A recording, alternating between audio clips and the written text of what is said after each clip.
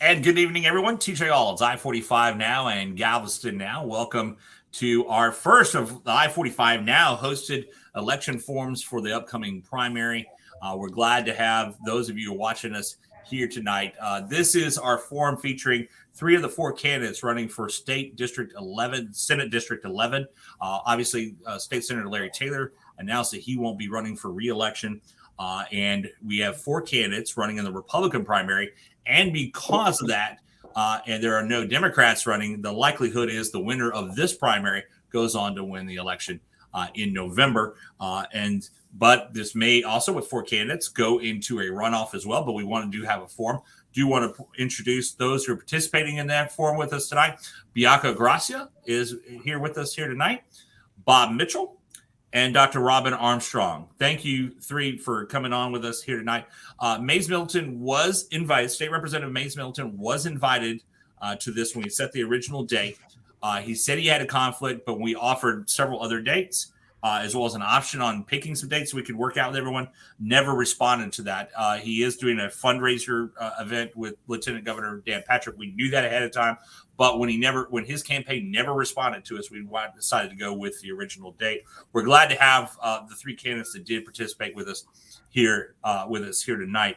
And the format, for those of you who watch our I-45 Now forums, know that we don't put anyone on the clock here. That we actually have topics that we discuss, and we give everyone a chance to really give the context of what they have to say.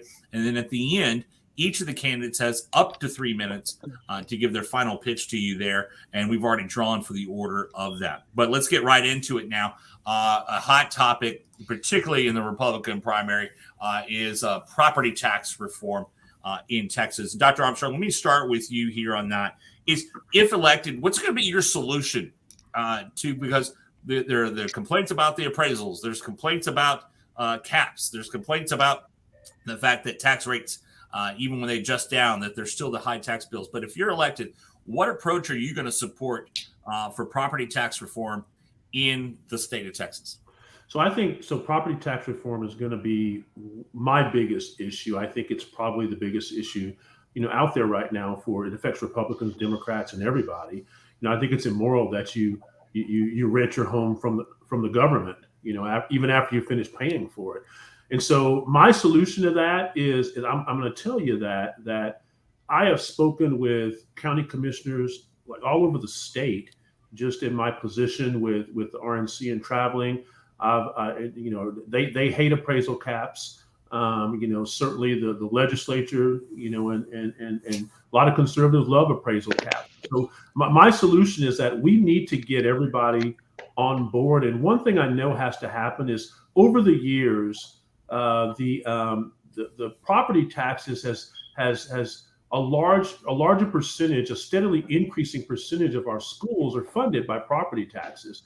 And so it used to be like 30% and 50%. Now it's upwards of about 60%. And so what we have to do is decouple that. And somehow the state legislature has to take a more active role in funding our public schools and try to separate that from our property taxes. I think that people would prefer, maybe to have a phased in consumption tax and to phase out. We already have a consumption tax, but to increase that a little to fund our schools and to get rid of our property taxes entirely. I think that's important for our long-term economic health of this state.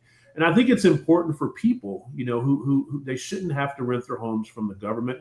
It's one of my big issues. I'm going to get the stakeholders together, whether it be the county commissioners, the county tax assessor collectors. I know Cheryl Johnson is a hawk on this issue in Galveston County.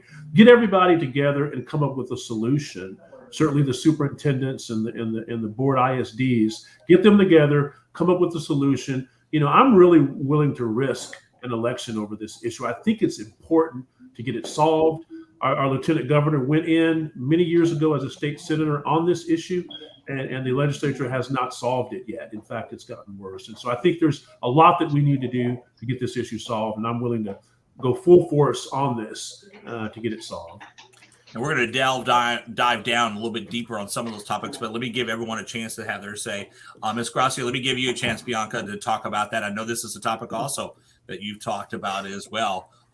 we hear the term renting your house from the government, but what, if elected, what's going to be your solution that you would propose or support in the Texas legislation to deal with property tax reform or even getting rid of it, as I think I've heard you suggest before? I did. I actually said that I am for eliminating property taxes. I think that it would be good for our economy. It would be good for Texas, and it'll give relief to homeowners who literally buy their home and then find themselves for being under foreclosure or never, truly owning their home.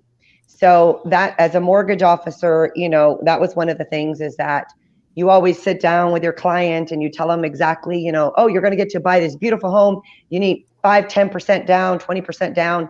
And then, you tell them it's only going to be, $800 a month. And they're like, $800 a month. And then you talk about the property taxes, and all of a sudden it's like, well, and your property taxes are $5,000-$6,000. And then on top of that, your homeowner's insurance is another $1,200. And by then, now you're looking at, a note from $800 to almost $2,000. And that is a shame. And so we have to continue we've been going through that for years. And that's what we're talking about. The whole thing with the appraisal district is that they just keep going up and up. And sometimes as a mortgage officer, people have called me back and said, hey, what, my note went up. I don't understand what happened. And I said, it's because the appraisal district, because your taxes were $5,000. Now they're $6,000. We need to put a stop to that. We need to actually eliminate the property tax and find other solutions and other ways of funding our school system. I actually am for even defunding the TEA. I've talked to a lot of teachers.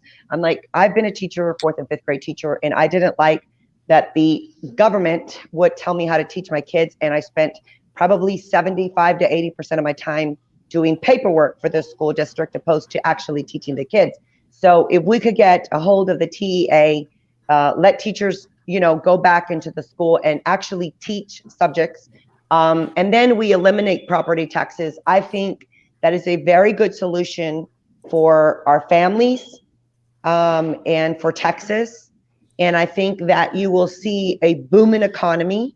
I know realtors would really love it. It would give them more jobs, and they would sell more houses and more commercial property and things of the sort. And I've studied in for a master's in strategic leadership. So and I don't get to say this very often, but one of the things is I read so many different books of different leaders, some that failed and some that were successful.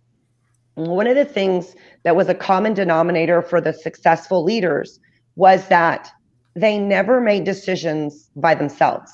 It's never a tyrannical decision. Their decisions were based on speaking with the people. And this is how you serve in this kind of position. You come back to the people and you ask them, what would be your solution and what do you think we should do? You include them in the process so that they feel that they have partaken in the process. So that's what good leaders do, is put roundtables together, much like Dr. Armstrong said, is you put groups of people together, which I'm very well known for in my organization. It's how I did a lot of the things for the Trump campaign, is putting faith leaders together, putting business owners together, putting elected officials together, and really sitting down with them and asking them those tough questions and saying, okay, look, you guys are in these positions. What are your solutions, or what are you hearing from your constituents, or what are you hearing from your communities? What is the, toughest thing? What could be, what are the problems? What are the issues? What are the solutions? So when you get with those leaders and you really get into the details, you can come up with some comprehensive solutions. And that's what I did. That's what I've been known to do, and that's why I built a successful organization. It will be no different for me in the Senate, is really speaking to homeowners, insurance companies, because obviously they don't want to really, but you have to still invite them to the table. And all of the other people that obviously this affects, business owners and small business owners. But I think really sitting down with the community and with the people, because that's what I'm being sent to Senate for, is to actually represent people, constituents. I'm for the people and I'm by the people. So I want to run, that's how I want to lead in Texas Senate. In anything that I do, it won't be done just because Bianca said. It'll be done because I will bring people together unite people and come up with comprehensive solutions. All right. Thanks for the time up on that. And as again, we're going to dive into a little bit more on this and ask you some more specific questions. Bob Mitchell, what would be your solution on dealing with property tax reform in Texas? Because that's obviously it's as Dr. Armstrong said earlier, and Bianca has said, that it's something that's been ongoing, that's been complained about over and over again. Legislation tries to do something every 2 years, the legislature does, and it seems that it's just not getting better for many people. Well, I tell you, to be honest with you, I think what we need to do is take a look at the last sessions before we say nothing is being done, because there was a lot done this past session. To begin with, they took the home exemption and went from 25,000 to 40,000. Okay, so that helps the taxpayers. The second thing, there has been property tax reform. This last session, they capped it at 3.5%. School taxes, they capped at 2.5%. And they've been doing this for the last couple of sessions. Now, does there still need to be improvement? Absolutely. I will say this. I don't think you can cap appraisals. We talk about that a lot because, you cut the percentage of tax, but the value goes up and your taxes increase. I think if we go back and look at the numbers, in reality, they don't increase that much because they've lowered the cap. Okay, so if the value of your house goes up and they lower the cap from what it was, then your taxes don't get increased that much. There's examples out there that you could do with that. Now, Bianca, she disagreed with me the other night, so I'm going to disagree with her tonight. So now, when you say no property taxes, that's impossible, okay? Because we think that all the property taxes go to the state. Well, the true property taxes on a property owner, those taxes go to the county and the city. If we cut those taxes out, who's going to pay for the firemen? Who's going to pay for the police officers? Who's going to pay for somebody to come fix your water main when it breaks? So I know we can't. Property taxes are always going to be there. School taxes, always going to be there. But if we can continue to drive down the overall cap amount, then I think we're in good shape. We're in better shape. We're never gonna make everybody happy, but I hate to say it, but in a lot of cases, taxes are a necessity if we want to continue to maintain the quality of life that we're used to doing. With that said, I want to go back to what Robin said earlier. I mean, our lieutenant governor went to Austin when he was a senator under that pretense, and I don't see that he has been involved or been able to accomplish as much as what he said he was going to accomplish with that. And I think it goes back to what Bianca said. It requires teamwork. It requires people working together. It requires sitting down around the table to work together to come up with the right way to get things done. Let me ask this, and all y'all will stay on screen for this one. But one of the things he gets into, Dr. Armstrong, you had mentioned about moving to consumption tax. And Bianca, I heard you mention this in the Galveston forum last week.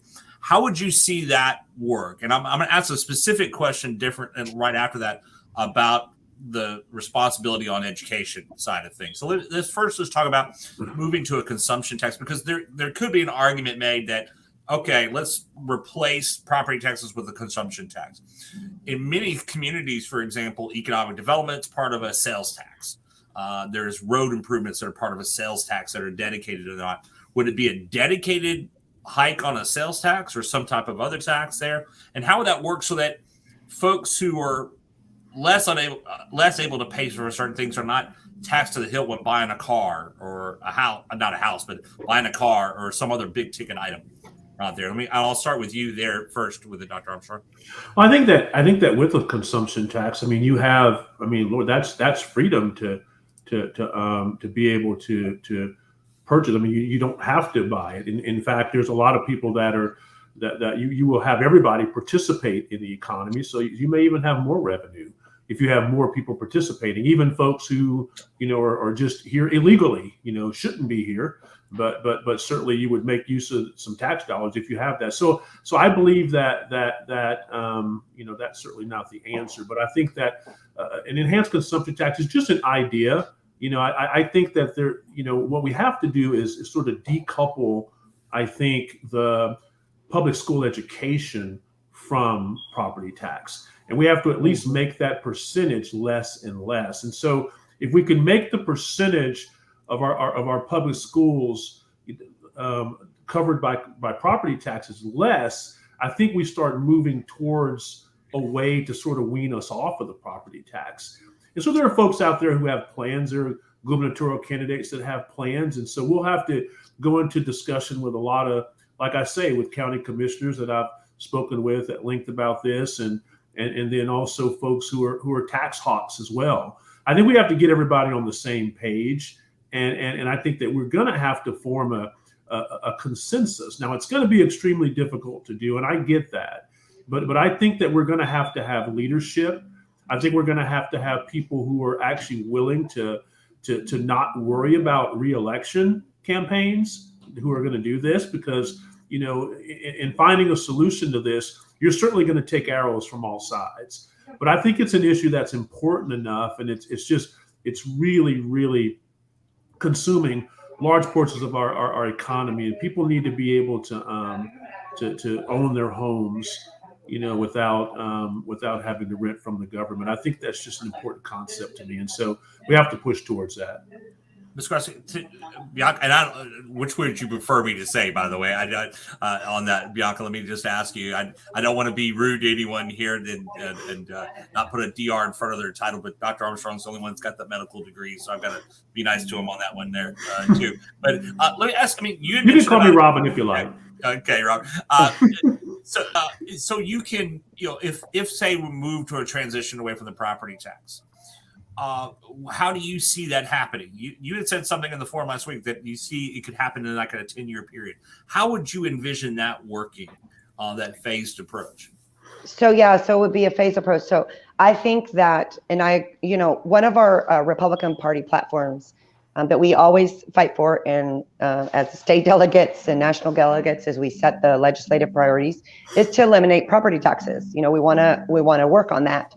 So I think that, and I agree with Dr. Armstrong about, you know, we both run in the same circles of the Republican Party, and I agree with the consumption tax. So if you phase it into a 3-year, 5-year, 7-year, and then into the 10-year of almost, as you want to make sure it's a cap. So for me, common sense would tell me that if you eliminate the property tax, that puts more money into, our pockets. And so we can afford, if you're saving now $5,000, $6,000, $8,000 a year, you can afford to be taxed in a consumption tax just a tiny bit higher. And I think, you know, as we pay for it with sales tax, even with sales tax, you know, pay here and there, but not make it to where it's now with the appraisal districts that they just out of control. You got to set some kind of cap on it.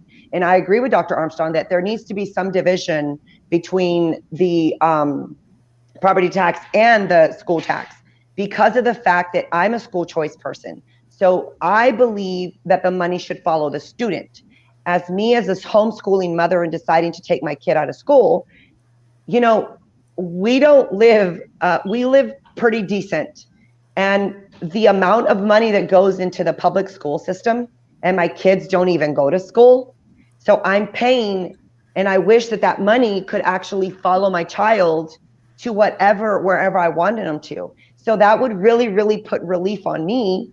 And right now, you know, a lot of us talk about this, you know, what the school systems are, you know, we talk about gun safety in school systems. We talk about critical race theory in systems. You know, the teacher union is out of control. The teacher union is pretty much the ones that are pushing and deciding and legislating and lobbying for things that teachers really don't even believe in the classroom.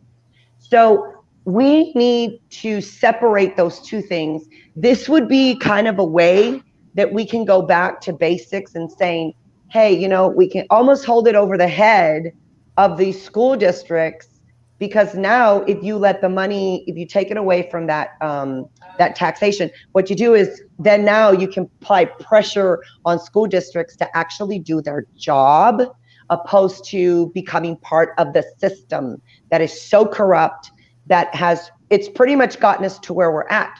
And this is what I say, you know what? We have been sending all these politicians, from top to bottom, that have been serving for 6 years, 8 years, 10 years, 20 years, 30 years. And we are worse off right now than we've ever been. And I'm hearing this from parents all over as I block walk and I talk to people. I'm listening to just your average working class people that need relief. And we don't need the federal government to send us some $1,000 check, and we don't need them to send us $250 check. If you could allow homeowners to actually own their homes, it would actually even allow, say, investors who buy homes and rent them, now knowing that you don't have to be paying taxes. I'm telling you, we could create so much revenue for the state of Texas, but we have to have common sense solutions. And the problem is that too many people want to tell you this, that, and the other. And we as the people have to say enough's enough. And we have to come up with very strong, positive solutions. Let me add, Bob, you had said that property taxes are going to be here. One of the things that, would you support it? Maybe a transition, Dr. Armstrong had brought it up here too, of at least the state taking more responsibility on the funding of schools. The state constitution actually says that public education in the state of Texas is the responsibility of the legislature, and the taxing is done on a local level, and then actually sent to the state, and then sent back to local based on things.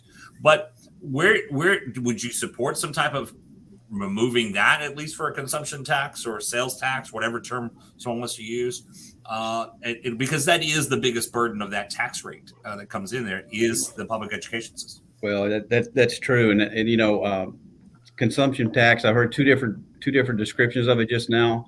I think it's one of those things you got to sit down and talk about, because we do have a real serious issue. The number one budget item that we have in the state government, it's somewhere in the 49 to 52% is spent on education. And then you say, okay, well, that's great, but we're ranked what, 40, 41, number 42 in the money that we fund per student. Mm-hmm. That doesn't make sense, okay, to me. Something needs to be fixed. Something needs to be done. And I'm willing, I call it a group of thousands. I mean, there's not two of us or one of us are going to solve the solution. It goes back to what we said earlier. And I think that's one of the biggest issues that we have in government today, whether it's federal government or state government, is that, you know, people don't sit around the table and discuss things and try to compromise and come up with solutions to it, because for some odd reason, our elected officials have forgotten the definition of compromise. In today's society, compromise is I lost, you won. Well, that's not true. Compromise is you work together on something, you give a little bit, they give a little bit, and we've got something done. So we've got to get out of this mentality that compromise means somebody's winning and somebody's losing, because we all need to win and our kids need to win, because education is so important to this economy, so important to this state. We've got to figure it out. And I wish I had the answer. I wish I could just say, yeah, consumption tax is it. I'll be honest with you, I'm not that educated on it, but I'd be more than willing to sit down and get educated on it. Let me talk about a current situation that goes on, because appraisal districts get hit when we talk about, you know, hey, the appraisal district did this, and the board of the appraisal district is obviously made up by votes of the taxing entities. School districts control most of that. But the actual governance of the appraisal district is the chief appraiser, who is hired by that board. But outside of that, they don't set the appraisals or the like. But then comes something that I think a lot of folks don't talk about. In Galveston County, this was seen not too long ago, and I bring this up as an example. The state comptroller's office, after the appraisals were done, came in and said they were too low and that they didn't meet up to market value. And as such, because of that, threatened to take away money from the entities if they weren't brought up. So all of a sudden, there had to be this adjustment from the appraisal district, not because the appraisers found things too high the first time around. It was because the comptroller says that's too low. Is that not an unfair system that about the local appraisal districts and the local politicians get a hit? But really, in many counties across the state, Galveston County is not alone, the comptroller is coming in. And I don't remember the last time there was a liberal or Democrat comptroller in office is coming in and saying, nope, you're too low. And that's not talked about enough. Would you like to see some reform, at least in there? We're talking about caps and the like. And I'll start with you on this one, Bianca. Absolutely. I'd love to see that. I think that, we've been homeowners for, I don't know. We've been homeowners for over 20 years, but, when you start to look at the finances and where your taxes all go, and every year, now, here's the other thing. This is I think a lot of people don't know they can fight their property taxes. There's a lot of people out there that do not know they can do that. I didn't know when I first became a property owner that I could fight property taxes until, of course, that I became a loan officer, and you run with real estate agents and they tell you can fight your property taxes. So that has been a very frustrating system for me, is that every year, and I'm talking about every year, there's not one year since I've owned my home that my property taxes haven't gone up. And they don't go up like $50. They go up hundreds of dollars at a time. And I think that it's just gotten to that level. So I think that's what I'm saying. When I was talking to the forum last week, is that these local elected officials, appointed positions, or whether they're appointed or not, that's the problem. They're not being held accountable. They're pretty much just full reign of whatever. And, that's why I know this is why I'm seeking this position to become a senator, because I truly believe in being a voice for the people. I've been an advocate and an activist, and I believe in common sense solutions, talking to people, but yet coming up with solutions for the people, not the elected officials, not the people who have been appointed, but for us, the people. We are the forgotten ones. This is why Trump was so popular in the movement, because he said, the only people standing between you and me is the government, and that's the thing, is the government has grown. It's so out of control. It's not the way that our founding fathers intended it to be. Well, let's dive down a little bit on that, though. When you say, these local appointed officials and the like, but again, by law, their only control is to hire or fire the chief appraiser. And I've sat in on review boards, which are common, everyday people, many of them against high taxation as well, and they're going by rules that the state says this is what it has to be. So how does that get reformed? So then, as state senators, we're going to have to look at that and figure out a way to come up with a comprehensive legislative bill that will address that issue, because we've got to solve it. It's got to be solved. So we're going to have to come up with a comprehensive and work with, I would work with the other senators, but work with the people still and say, this is what constituents, not just from SD 11, but from all the state of Texas are saying. And we as senators must be responsible for actually coming up with legislation and bills that we can actually pass and hold our elected officials at the highest levels responsible and accountable for making sure that these bills that we have told our constituents that we're going to do, that actually make it past calendar, get to a floor, get reformed and whatever, and actually pass these bills. Because I think what has happened is these politicians, like Dr. Armstrong said, Dan Patrick ran a very long time ago promising these things, and you see that the same issue is still there. Why? Because these politicians, it's become such a corrupt system. I think they literally don't pass these bills so we can keep sending them back to office, and they come back and tell us, well, we tried, we really fought for you, we did this and we did that, but they don't do those things for us, and that is what we're battling. And politics comes into it, because, as I say, a lot of times I hear, well, the liberals did this, or the Democrats yes. did this, and I look at it and I go, well, it's majority Republican. We're majority House, majority Senate. I mean, you cannot tell me that we cannot pass bills when you have majority everything. Yeah, so I think, that's the thing, is I think that we need to really come up with some comprehensive legislative, bills. That?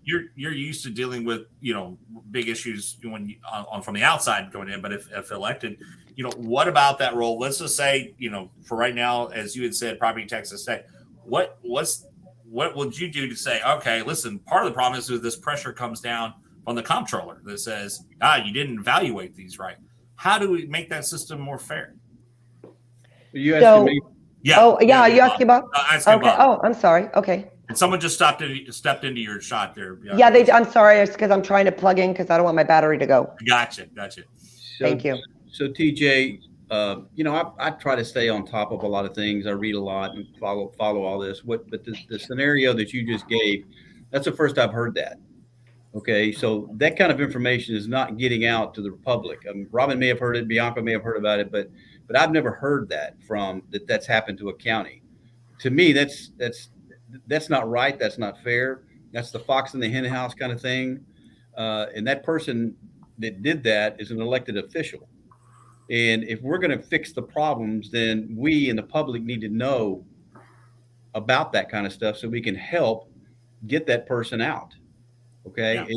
So that's the first I've heard that. I've ever heard that. Now, again, I've gone in and fought my taxes 5 times and won 3 out of the 5. But the scenario you just gave me, that's the first I've ever heard that of any county being told, hey, wait a minute, you didn't put enough evaluation on your property for your county. That's the first time I've heard that. So that's something that I'll keep an eye out on. But hate to dump it back into the media's lap, but you guys, y'all got to tell us. Y'all got to get that out. Actually, in all fairness, I reported on it 3 different times. So when it happened, to go on, because it was something else, and I for years. It gets to this kind of confusing thing of I always have to explain to folks it's a 2-tiered system just on the local level. You've got your tax rate that you got to go talk to all your taxing entities about, and there's more than one. Obviously, you have the county, you have the school district, you're going to have your MUD tax, you're going to have your city, and then you have the appraisal side, and then you have to go fight that, and you have to make an appointment to fight that.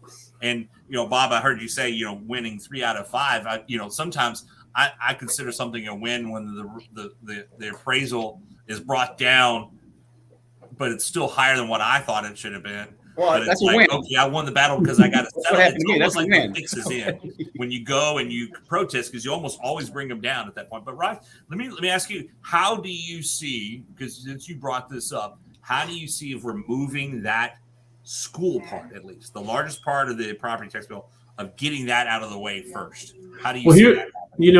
Here's what I think you've described, TJ, is that, and this is why people are so distrusting of that system, because what happens is a lot of that money goes to the general fund, and that's kind of the big secret. A lot of it's not even going towards schools; it's going to the general fund. And so when you have something like that taking place, like you described, then people really are distrusting, and they're saying, so where's this money going?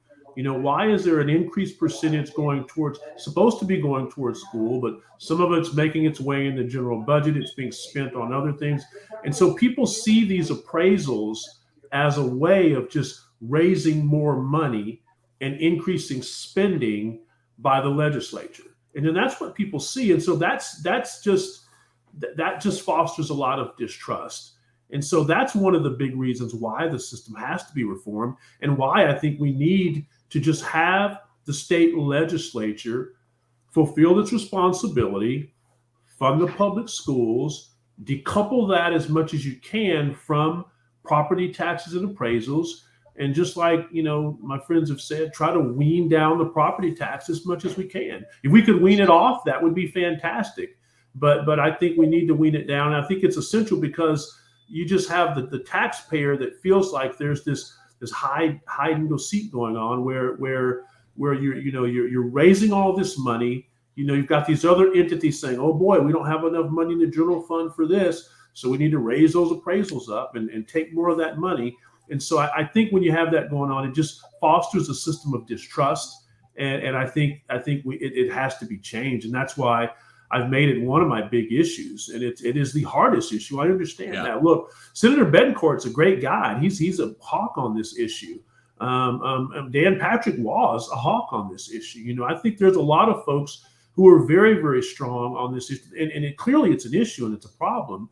But we just have to have someone who is willing to get in there and just really put their office on the line and get it solved. And that is what I plan on doing. The neat thing about it is that since we don't have an opponent in the fall on the Democrat side, I think once I am your next state senator, I'll be able to work on this right away, even as a senator elect. And so I think that's a tremendous opportunity that I certainly will take advantage of. And this is obviously, I know all of y'all are hearing this on the campaign trail. We've already spent 35 minutes just discussing this one topic here, and there's never, and that also goes in the complex thing. TJ, let me say one more thing. Yeah, so sure thing. And we'll give everyone one last chance. Make it quick, though. I'm old enough to remember that when they brought the lottery in, that 90% of the money coming in on the lottery was going to be spent for education, and 10% was going to be a management fee. I will bet you $1 right now that less than 10% or 10% or less is spent on education, and the other 90% goes in general fund. Just the opposite of what they committed to doing, and they've never fixed it. That's right, Bob. Yeah, and it's great point. They added veterans to it at 1.2, but if I think, and you're probably right on that, Bob, is that when you take a look at that issue, where's that money going? Like you said, Robin, is that let's see where that money actually is going, and it may take, like Bianca, like you have said, as legislation, maybe even a change to the Constitution is that when we say this is where it's going, that's where the money's going. You can't go and move it somewhere. You can't play a shell game with the money at that point. So let me move on, because this is somewhat related to that, and it is the topic of solution on local control versus state control. We've seen, and it's been mentioned a couple of times here. You hear from local officials like, "Man, Texas, the state legislature just gave us one more requirement, or told us we can't do something that we were already doing that just worked." Everything from building codes to when cities say, "Oh, we want building codes a certain way here, so structures are less damaged at times," and they're told, "Nope, you've gone too far. You can't even do that anymore," and the like. And Bianca, you'll get this first. Is where do you see of issues where the state is telling local entities to do stuff that needs to, one, be done away with right away? And what areas do you think the state does need to be stepping in to tell local jurisdictions, no, you need to do it this way? And we'll go with you first, Bianca. You just love to have me first. No, listen. Okay, so here's the thing. This is a very good question. I think we can even dive deeper into this, because we've seen exactly that at this point right now, it doesn't even matter what the federal government is telling the states to do, and it doesn't matter what the state is doing to tell the local government to do, because we saw during COVID that even the states can set mandates, laws, resolutions, sign things, executive decisions, and the locals were doing whatever they wanted to do anyway. So right now our system is extremely broken. It has become so, polarized that it's now become every single issue. It's not a common sense issue. It's not a human issue. It's not anything. It's either a left or a right, left or right. That is what we have come down to in this country. So if you look at the dynamics of Texas, every single metropolitan city is run by the left. And at this point right now, no matter what the state says, the left does whatever they want in their own local government. So you saw a lot of that come out during COVID. So at this point, whatever laws we have at the state level, locals aren't even following them. You have an overreach. I heard this at the forum last week, an overreach with the TABC, who went after bar owners during COVID, shut them down. They had to go try to get licenses to food. Again, that was overreach of the state entity coming to try to tell local what to do. So we have a big, big problem right now with local versus state in regulations and in everything.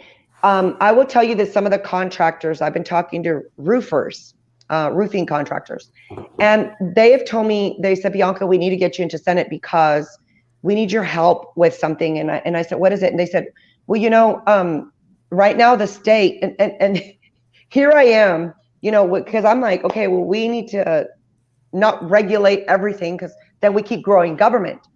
But they said, the roofers said, and this is a very serious issue, because you think about it, roofers are up at the top of a house, a building, or whatever. It's a very dangerous job. But they said, listen, Bianca, do you know that the roofing industry doesn't have any type of regulation? So anybody can say, I'm a roofer, and take a job, and they have no mandates or regulations. And I didn't know that. And so even though I stand with trying to grow big government, I understood that that is a dangerous thing to have, for contractors, that there needs to be not maybe a law, but there needs to be something to help them along the way, that says, hey, if you're going to conduct business here in Texas, there's certain parameters you must meet. But again, here they are at the local level, and they don't have any, real mandates from the state. And they're even having issues, because then they have, people who are saying they're roofers that are really not roofers, taking jobs for less money. And yet then you'll have a homeowner probably doesn't get their roof done correctly. So I think that there is just a lot of different, we're going to have to look at this issue a lot closer and figure out how that the state can function, because we have a Texas Constitution. How can we function and go back to the basics, where the state does its job and the local does their job, and without becoming so polarized where it's a Democrat thing and it's a Republican thing? How do we get back to that? Because we've lost that right now, and that is causing a lot of problems right now throughout the state of Texas. As you saw, you had some counties that were like, we're not going to do the mask thing. You still have right now, that are counties or school districts, whether the governor signs something at a state level, you have these local entities that are saying, no, you can't come in this building without a mask or without a passport or without, something saying you need a shot. And I'm like, what? The locals now have lost respect for the state. And it shouldn't be that way. There needs to be, the hierarchy does exist, and we need to get back to the basics, because what the people that are really hurt the most is us, we the people who live in this great state of Texas, in the great state of Texas. We are the ones being hurt the most by these elected officials that are using us back and forth with their overreach and their, over taxation and over regulations. And that's what we need to come back to, is we need to come back to the basics, and we need to figure out how to solve the solution and solve it very quickly, because we're going to see that if we don't get a hold of it, we're going to lose our great state of Texas. Bob, I know that you meet with in your job, just meeting with council members and mayors all the time, different sized cities. Where do you see this battle between local control versus state control? And if elected, how would you tackle it, or does it need to be tackled? Well, no, it needs to be tackled. In fact, I had my mayor's council meeting today, and I had 16 mayors in my conference room, and some of these kind of things were brought up. A couple of examples in the last couple of sessions on where the state is trying to control what local mayors and city councils can do. You look at all the telephone poles and poles that go through these cities. That infrastructure is typically put up by the city. And you got the AT&Ts of the world and the Comcasts of the world that utilize those same poles. And an example, Nassau Bay every year would get somewhere in the neighborhood of $800,000 to $900,000 in fees from these companies that were utilizing their infrastructure. And then they would take that and put that in their budget. Now, if you look at a city like Nassau Bay, you got $900,000, you got a $7 million budget. That's a big chunk. So what the state government did a couple of years ago is they came in and they stopped the ability for those cities to charge fees on those companies utilizing their own infrastructure.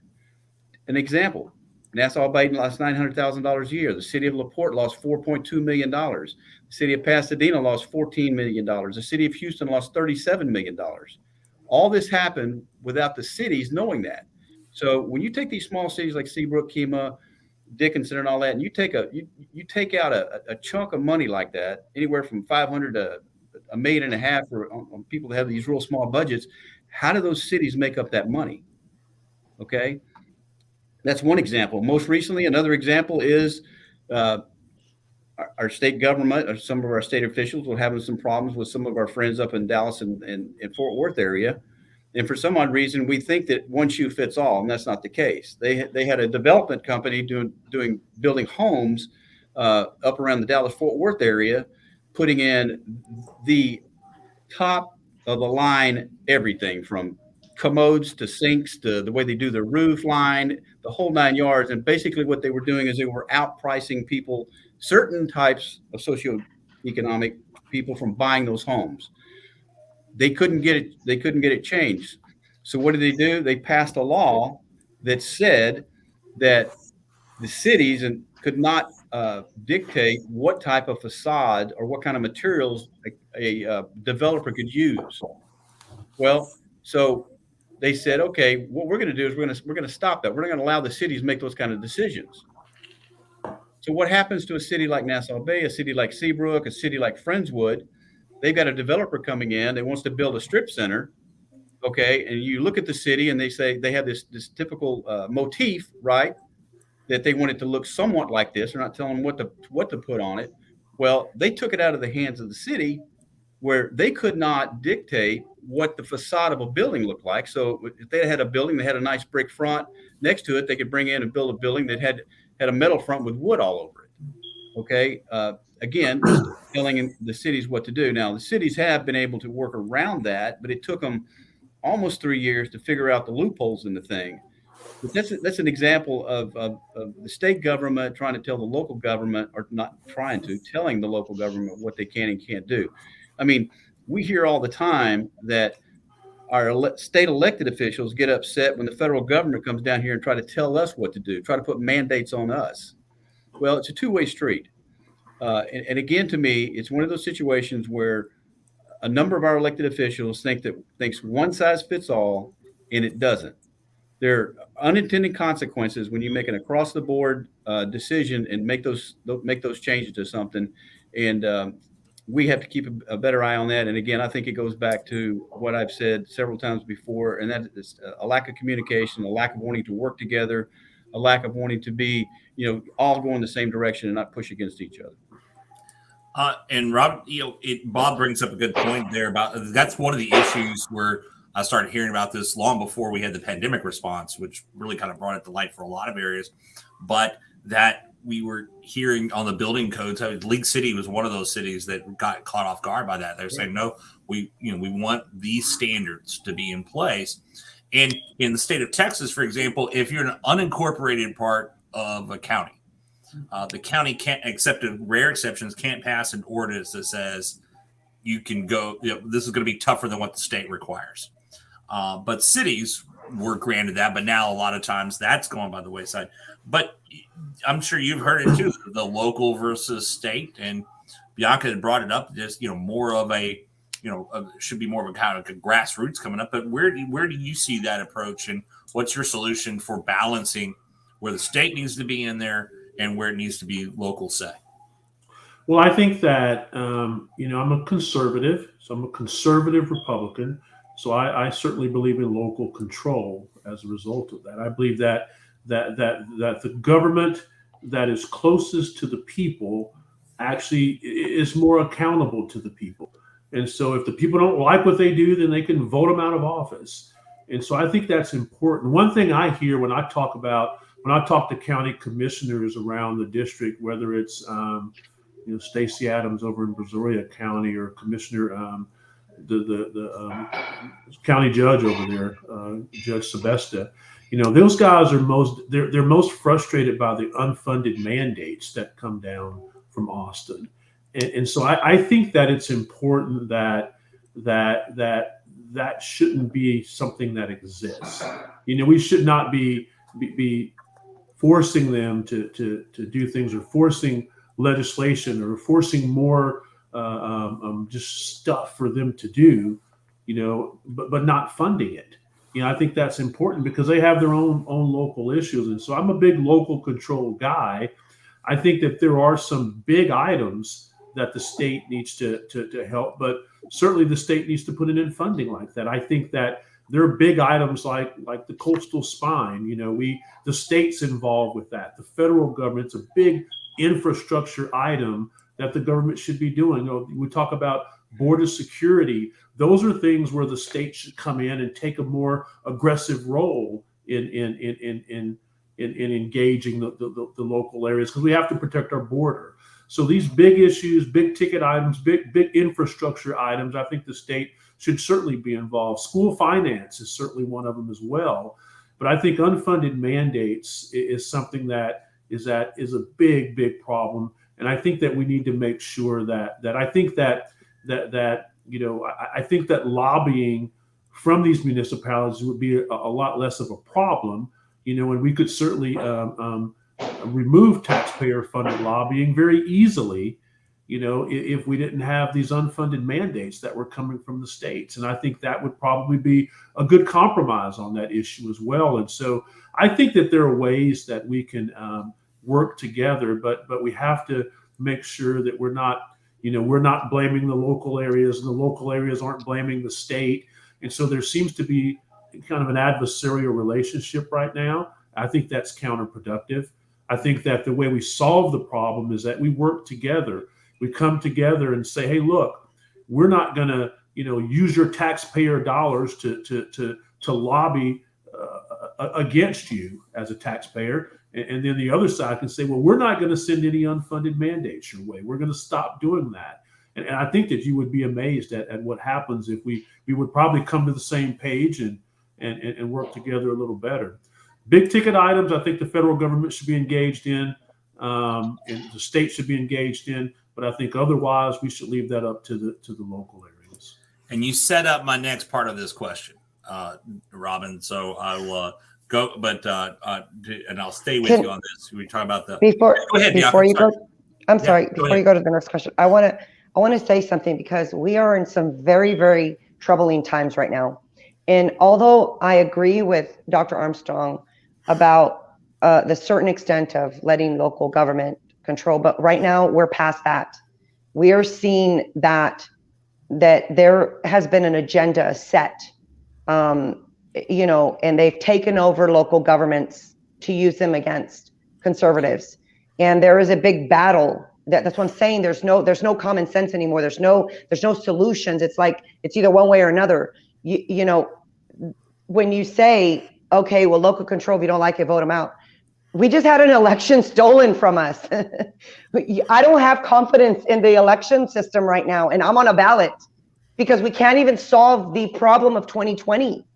So how is it that I'm supposed to have confidence as a person that I'm going to use Houston, okay? Because I have part of Harris County, Galveston, and Brazoria. I'm going to use Houston.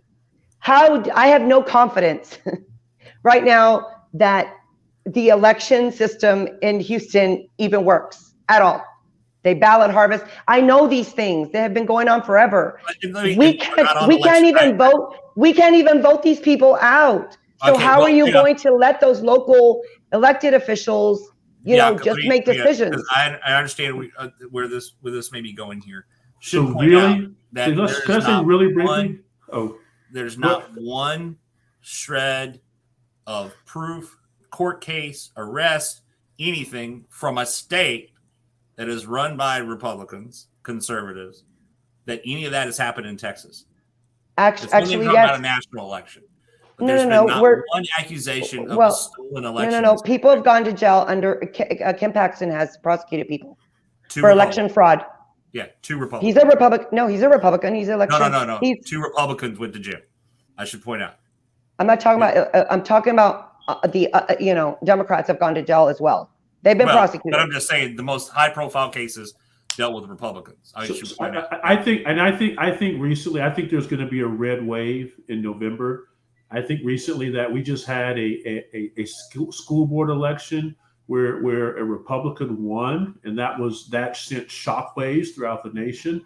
I think that Lena Hidalgo is going to lose her race in Harris County. We've got fantastic Republicans. So I think we've got an opportunity to take over. And do I didn't want to get an election debate here because, as I said, absolutely. in Texas, it's not that. But I want to get into on the local, the taxpayer-funded lobbyist term.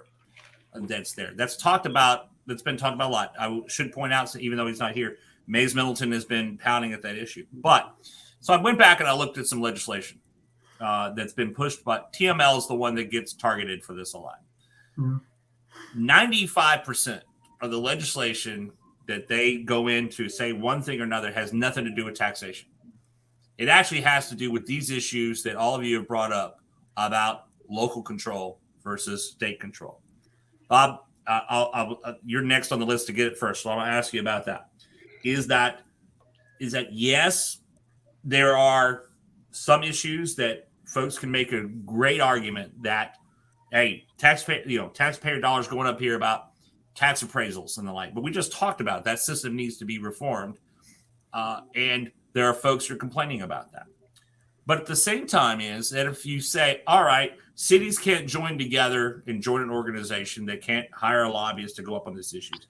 What's to say then that the manufacturing companies who make bricks and concrete and everything else, who get hurt by the legislation or get benefit from a legislation gets passed, they get to send as much money as they want and send lobbyists there that some would argue are actually going against the local side as well, that are going against people who want their property values to increase.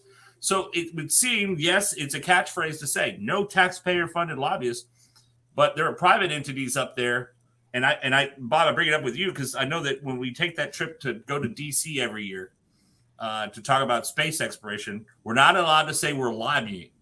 We're allowed to say we're advocating because there's a legal definition. But let me ask you on that. How, when you see that discussion come up, where does that approach go so that the state governments do?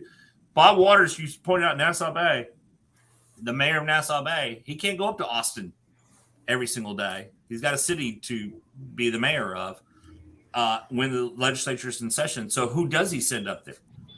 TJ, how many phone calls are someone going to take that?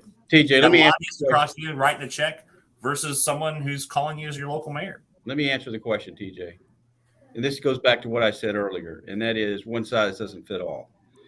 I cringe every time Mayes Middleton says that. There are multiple different types of lobbyists that perform multiple different type of jobs. The issue with lobbyists is this. You've got City of Houston, you've got Austin, you've got San Antonio, you've got Fort Worth that have hired lobbyists. And what they're upset about is that in several cases, including here in Houston, the city has hired a lobbyist firm that is hired two different lawyers on either side of the issue. So a city is paying one to be for, one to be against, and it's the same law firm. That is totally wrong. It should never happen again. And I think that we need to sit down and create parameters on what lobbyists can do. But the real issue is they pull them all and they put them all in one big box. Take the city of Citybrook 2 years ago. Okay. They hired a lobbyist. 3 months cost them $250,000. Why did they do that? They did it because they had a bill that was going through where they wanted to take the hot tax money and they wanted to use part of that hot tax to build a convention center. Okay. They don't have a full-time lobbyist. So they hired one part-time.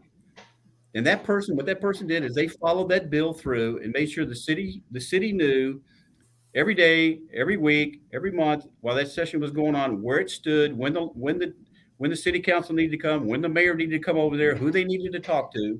Okay. And that's the first lobbyist that city has hired in 10 years. It was $250,000 and the bill got passed. The same issue happened in Pasadena. These cities cannot afford full-time. Mayes' answer to this is, well, what they need to go do is go hire an employee that does that.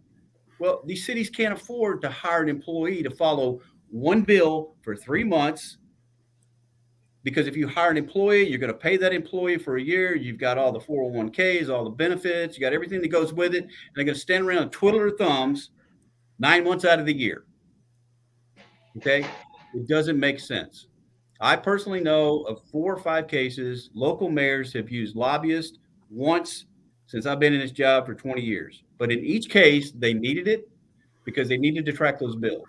So it irritates me to no end to listen to a guy like Mayes throw everything in the same bucket, and you just should not do that. You need to understand the issues. Yes, things need to be fixed when it comes to some cities using lobbyists, but why don't we sit down and fix those issues and not penalize everybody for the bad deed of one or two? Well, it goes into, as I say, in this district alone, most of the cities are smaller cities too. They're not, the Houstons, and they're not the Dallases of the world. And Robin, let me ask you that. Let me correct myself from something I said a little earlier, Bianca. That said, you're right. I just said there in San Antonio, there was a case, and I had it right here in front of me, of ballot harvesting that was charged, has not been convicted yet. She was charged, I should point out. Yeah. But going back on the lobbying side of things, is Robin, how does that balance where the smaller communities? Texas is mainly made up of a lot of small communities, and there are issues like you heard Bob mention on Seabrook, but there are commonplace issues. For example, they could be considered that not just one bill, but everything from regulation of power companies, so that they don't jack up the rates too much, and the like. The issue of doing away with the utility easement funds that cities could charge before. That caught a lot of cities off guard. But trust me, the power companies and the utility companies, they had lobbyists in there who were following that all the way through, and they still got caught off guard in the cities. So how do you balance that where that taxpayer lobbyist is in there? Should there be some, if allowed, but some other restriction, because they can't hire someone in full time? Well, I think that what I've committed to the county commissioners that I've spoken with, and I think we need to get our state reps on board with this as well. So all the state reps, so Dennis Paul and Greg Bonin and Briscoe Kane and whoever wins this House district in 23, we all need to be on board with communicating with our local officials and letting them know about bills that affect them. And they've asked that of me. When you go up to Austin, one thing I ask is that if you know that there's a bill that's going to affect us, give us a call and let us know. And I've committed to doing that. I think that is our responsibility to do that, so that we can talk to them and we can be in communication with our local folks. If we want them to have control, which we do, and then we want to educate them and let them know what's going on in Austin. And so that's why we don't need to have a taxpayer-funded lobbyist. One thing I've seen a lot is we talk about taxpayer-funded lobbying. A lot of times, when the examples are being given, they switch to national very quickly, and they talk about the National Federation of School Boards and how they are funded by local, taxing entities or local taxpayers to go and lobby against folks to have the Justice Department, consider folks protesting at a school board meeting as terrorists. So that's a big issue, but like that's the national organization. And so I think that certainly I think our school boards here in Texas should not be engaged with that organization. I think we should put pressure on them to defund that organization. Do we not send any of our money to that organization? I think that taxpayer-funded lobbying can be a significant problem. I really do. I think it is in a lot of locales. Like Bob said, it's not oftentimes these smaller cities, but certainly these larger cities take advantage of that, use taxpayer money to push ideologies as opposed to pushing good governance. And so, and I think that, we're going to have to, this is one thing that Bianca does a lot. One thing that I do a lot is just engaging these cities. And we have to engage these cities and grow these cities. We have to start electing Republican mayors. We have to start electing Republican council members, because these Democrats have failed these cities. And I think that a lot of this will be solved if we just start, electing the right people, getting the right people in office. And I think there's a way to do that. I'm optimistic that we're going to see a lot of that take place this fall in Harris County for sure. And so I'm prayerful and optimistic that that'll happen. And as long as as we're doing engagement and outreach in minority communities, I think that can happen. But I feel like taxpayer-funded lobbying is an issue. I don't think that Mayes has really had the respect in the state legislature to get that thing passed. He's filed it every time, but I just don't think that he's had the weight to get it passed. And I think we're going to need someone who's going to be able to go to Austin and lead, and not just file bills that never get passed. I don't think he's really authored any major legislation over the last few years that he's been there. And so I think it's going to be important to have a leader there. We're going to lead on property taxes, lead on sort of reducing unfunded mandates going to the cities, and thereby reduce a lot of this lobbying that's going on to the legislature as well, using taxpayer dollars. Jack, let me ask you on the kind of the similar line, but I'll give you a chance because you're an activist. You've been up, not only on campaign trails, but also gone to Austin. I know all of you have at some point on certain issue. But let me ask of all right, let's say how do you define when someone who is a lobbyist or representing an entity goes up there is working against the taxpayer? How do you define that? Who was the question for? Bianca. Okay. Well, because that's what we hear about is that these taxpayer lobbyists are working against the taxpayers. So let me ask you, how do you define that? Because what defines what's working against them and working for them? That's actually a good question. Well, say that, let's give an example of something to do with maybe communications or electric companies or something. Or I don't know, some entity that goes up to Austin and advocates and lobbies for some type of bill that clearly is going to be against us, the people, whether it's going to require some kind of new regulation that isn't probably what Texans want. What I've learned, and this happens not just at the state level, but obviously it happens in DC. What I've learned is that and I've heard this both from senators and congressmen, a lot of people have not been fully engaged in the process. So what happens is these lobbyists go in and they advocate, and the person that works, for the senator or the rep is literally doing tallies. So if there's a lobbyist and they tell their group of people of influence, hey, call these people today, they literally just tally. And then they go and they tell the rep and the senator, 80 people want this and, whatever, 10 people don't, whatever it is. That's how these laws are getting passed. What has happened is that we, the people, haven't been involved in this process. So we need to encourage more patriotism involvement so that we can start combating these issues. For instance, my organization is we don't really lobby. We're an organization that really fights for policy. So we advocate for policy. Right. So my job was to send out, kind of what a lobbyist would do. But what I do is I send out to all of our, people who are members and say, okay, this bill is up, or, they're going to talk about this or whatever, or they need people to go and testify. We send those out and we're like, call. We need to get more civic engagement so that we don't have to fully, depend on the lobbyists, because that's where the lobbyists are beating us, because we're not showing up.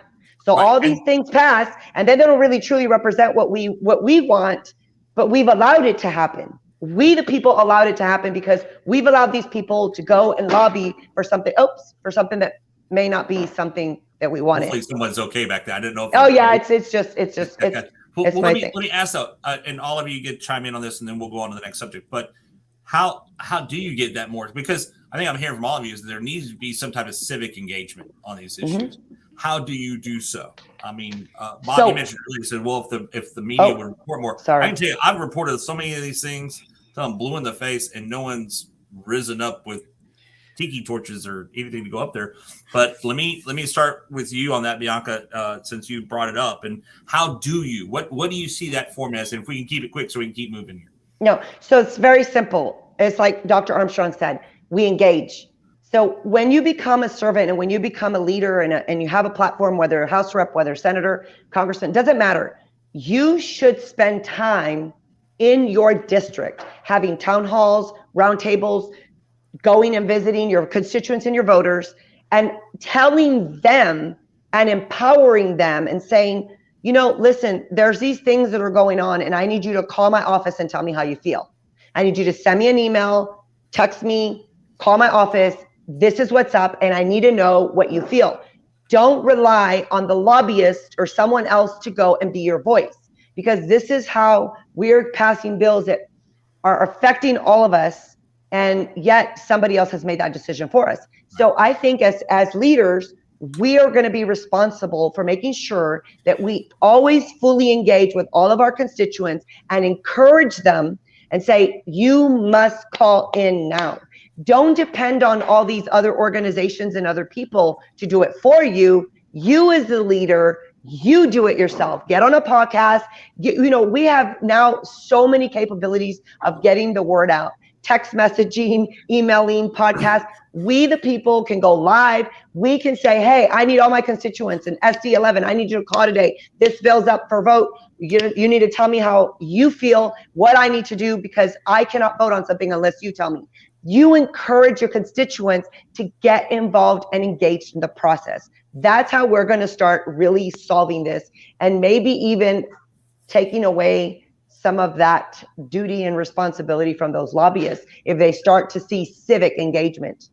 Well, maybe too that I actually had a gentleman come up to me after the Galveston Regional Chamber of Commerce's State House 23 forum the other day, and said, yeah, we need to have more civic engagement, and but also we can't have these lobbying firms for private entities or these big groups coming up there. And he actually proposed to me this is that something along the lines you said, but be a requirement that every elected official in the state of Texas, for every minute they spend at a dinner or a fundraiser that's got lobbyists in it, they've got to spend an equal amount of time with grassroots folks.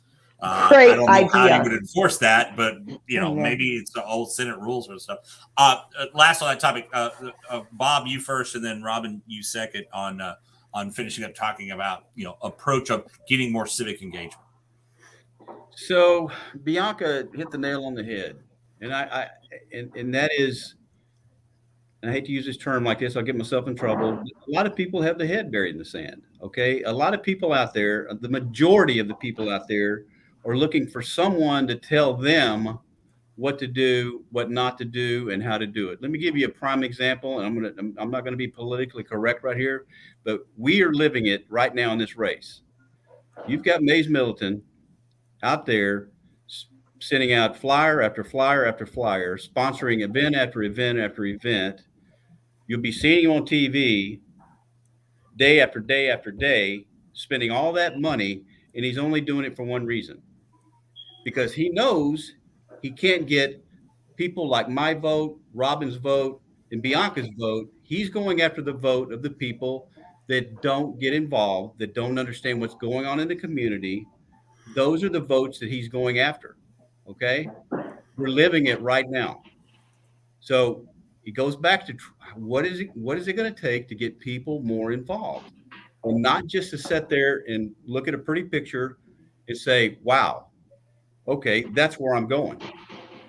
Because people like Robin and myself and Bianca, we stay on top of things. We understand what's going on. All right. Or at least I see it. That's how I see it. But so we're living the issue that you're talking about right now. Yeah. And you bring up a fair point. I saw this video meme the other day that showed two dogs going at a dog food bowl, and they all started fighting. And then a third one comes in, just starts eating from the bowl, and they put they put voters over the two fighting, politician over the one that just took advantage of them fighting over here and going in. And maybe somewhat like that. Robin. Well, let me say this: there's none of us are fighting each other. I can tell you that. No, and I will say this: I do appreciate that. This has been one of that was the pleasant, not surprise, I should say, but knowing two of y'all. Bianca, the first time we got to meet was last week, but I really have enjoyed. I know Bob and I know Robin very well, and have known them for years, and know how their approach is on things. But Robin, let me ask you of how that get that more civic engagement. Should there be a requirement that you've got to spend more time in the district or with folks in the district? I don't think it should be a requirement. I think it should be the responsibility of the elected official. And I think that we all, the three of us actually live and have served in the district. And the only way that if someone's actually gonna serve the district and not serve their own interest is if they've lived in the district, served the district, and not serve their own interest. And I think the three of us can, fit that category. And Mayes has never lived in the district. He doesn't know the people of the district. He knows some folks in Galveston for sure, but he doesn't live in the district. He's never lived in the district, and I think that's a big, big problem. Number one is the law. I've talked to some very high elected officials who said, no one cares about that. It's a redistricting year. Well, it is the statute. It is the law. And I think that should be paid attention to. Of course, no judge does anything about that, but it's a political issue. He doesn't live in the district, has never lived in the district. And I think that's a big problem. But how do you engage people that you don't know? And that's why that requirement there, and that's why it's a part of the law, is because the assumption is that if you live in the district for a certain period of time, and the statute says for a year before the general election, then you're going to know the people there. And so there's going to be a certain level of accountability there. And so you're going to have to engage. I've told a lot of people, Lord, I can't go to the grocery store without engaging people. You talk about campaigning for a position. I'm campaigning all the time. I go to church in the district. I live in the district. People, I don't plan on changing my cell phone number. So I'm engaging people all the time. And as your state senator, I'm going to still live in the district. I still don't think he's going to live in the district, even as a state senator. So I think it's important that we engage people. And the way we get them engaged is their elected officials engage them. That's not going to be a problem at all. I'm going to be steadily engaged because I think it's we all believe that from a moral perspective, we have to engage people. We have to educate them. I've committed to the county commissioners that I'm going to keep them abreast of what's going on in the state legislature. When there's bills that affect them, I'm going to let them know about it. These mayors, the same thing. And so I think it's important to stay engaged, and we have to do it. And I think that number is going to grow because people are very concerned. I think certainly Bianca's brought up how we're at a very dangerous time in our country right now. And so, federal overreach, state overreach, we've got all these mandates. And so we're going to have to stay engaged or we're going to be overrun. And so I want to send that message out tonight that please engage or hold your folks accountable. I was talking to some SRAC's executive committee members last night who have endorsed me in this race. And they're local people who are very conservative, and they've all endorsed me. And I said, look, you guys are going to be my accountability. So hold me accountable when I go up to Austin. Make sure you're telling me what I'm supposed to do and telling me, if I get off track a little bit, let me know. And so I think that's how you serve people. You allow them to hold you accountable. You build that relationship. You have that relationship, and then you serve in that way. Let me just to kind of address this, and not specifically toward Representative Middleton on this, but the living in the district or living in the precinct, that's actually been an issue I've covered for many years, and just talked to a fellow journalist about this, that even when it's been pointed out that situation, we had a former councilman in Galveston who never lived in this district. And we verified that way. There was a race for state railroad commissioner a long time ago that came up, and also a race for Congress, not railroad commissioner, I should say, for Congress, being on the state railroad commission afterwards. And then it became an issue. It's but it could never stick. Like you said, a judge has never ruled. No one's actually brought up a successful lawsuit to deem someone not eligible to live in that. And every time anyone even sniffs at bringing up stricter controls, we hear about, for example, voting rights and issues of making sure voters prove who they are. But there actually is not strong legislation to have elected officials prove who they are, where they live, and the like. Well, what's really interesting, TJ, if I could bring up something real fast, if I could bring up something. So this is a big issue as well. So his residence on October 21st, when he voted in Chambers County, was there. On the filing application, he said he lived in a residence in Galveston for 2 months. Well, he declared his residency in two different places at the same time, And so you can't have lived in Chambers County and lived in Galveston County at the same time. And so those applications say two completely different things. That's a big issue. It's an election integrity issue, frankly. Yeah. And as I say, but the state doesn't seem to want to step in at some point on these issues on a local level. Right. We only have a few minutes, but let me get Bob. Bianca, you answer on that. Let me add to this, okay? Well, because he's got the money, they don't want to go after him. We went to an event yesterday, and one of the questions was this: where do you live, and how long have you lived there? Robin got up there, laid it out on the line. Bianca got up there, laid it out on the line. I got up there and kind of got it silly and said, it's not. I thought we weren't supposed to ask people's age. She says, "What are you talking about?" Well, I'm 67 years old, and I've lived 67 years right in the same spot. Mayes gets up there. It's a 30-second question, talks 28 seconds or 27 seconds on something other than the question, and then at the very end said, "Hey, my wife and I together built a house in Galveston 2 years ago," and turns around and walks off. Never said he lived there, but him and his wife built a house. So that bothered me all day yesterday. So I went home last night and looked up in the Constitution and looked up residence. The first thing it says is it in this, I'm going to read it exactly what it says. A person may not establish a residence for the purpose of influencing the outcome of a certain election. That's the law. You talk about enforcing laws, that's the law. It's the same thing with immigration. We have laws. We talk about, we don't enforce them. Let's enforce the laws. It goes the same thing for elected officials. The tough thing is it's not a criminal statute at that point, unless you, Robert, I think you brought up, I guess you can make a criminal statute on a form. But again, and just to be fair here, Mayes is not here to defend himself, to talk in detail. This is why we do the format this way.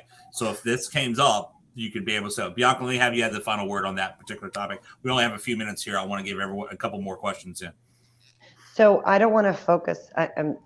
Listen, I've already said this several times in several forums, is I think that the Lord has put together a very great panel in SD11. I think all of us get along. Some of us have worked together. It's the first time I met Bob. I have nothing against Mayes, but I will tell you this with that, and I'm going to tell you about my engagement because my work speaks for itself. The only thing I have to say about that is when people say, well, sweetheart, he spent $1.5 million or $2 million, or he's willing to spend $5 million. My answer to that is I'm a Republican and I'm fiscally conservative, and I would never, ever, ever pay I wouldn't even pay $1 million to serve as a servant of any seat. I'm not going to buy my way into a seat. I'm going to earn the vote of the people because they believe in me, because they know I will be their voice. Now, my work speaks for itself when it comes to engagement. I've been doing this pretty much all my life. I think I kind of look back before politics, and I was a community engagement, and people laugh. And now in the whole atmosphere in the MAGA movement, people say, Obama ain't got nothing on her. My work speaks for itself. This is what I'm going to tell you. I built an organization 2018 with Latinos for Trump to engage. Okay, engage with a message. It's just about messaging and educating people, not so much about Trump, but about the policies, about the things that really resonated with our community. So I know about engagement. And as you see, you can read article after article. Now, you even got the RNC opening up community centers in Hispanic locations, when 5 years ago they told me they didn't go into those locations because they were Democrat and they weren't worth spending money on. And look at 5 years now, the engagement that I've done with the Hispanic community and my organization is focused on. We have been all about engaging. It's all about being a people person. You have to be a people person and be able to talk to everybody and anybody. The one thing that I've stressed a lot is that I never had to compromise my values and my principles. I didn't have to go and tell the Hispanic community, oh, well, okay, well, I'll compromise with LGBTQ. Oh, I'll compromise with your DACA situation. No, it's always been my conservative values, my conservative principles. And they were still at the end of the day, when it comes to policies, they agree with us when it comes to policies, and you just have to educate them.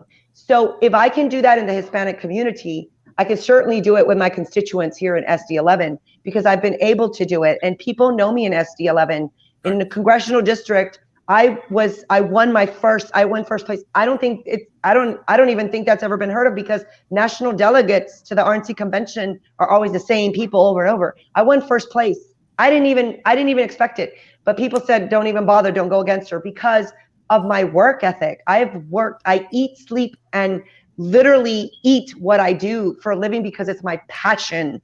And I made a commitment 5 years ago that I would turn out the Hispanic vote for conservative, for our values and our principles, for the party that I was working for. I made a commitment to that. It wasn't just a phrase to me, or like, oh yeah, there's all these other organizations that have existed for 10 years and never moved the needle.